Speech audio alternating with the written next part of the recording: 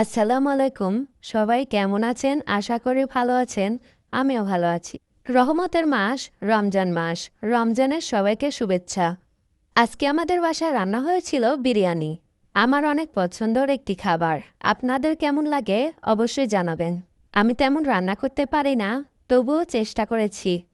আমার রান্না আপনাদের কেমন লেগেছে অবশ্যই কমেন্ট করে জানাবেন।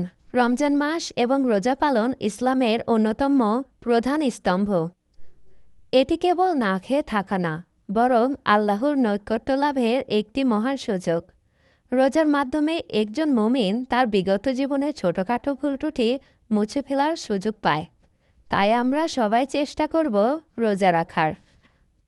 রাসূলুল্লাহ সাল্লাল্লাহু আলাইহি ওয়াসাল্লাম বলেছেন, যে ব্যক্তি ঈমানের সাথে সোয়াবের আশায় রমজানের রোজা রাখবে, তার পূর্ববর্তী সকল গুনাহ মাফ করা হবে। আর আপনারা কে কয়টা রোজা রেখেছেন অবশ্যই কমেন্ট করে জানাবেন। আজকে এটুকুই। আল্লাহ হাফেজ।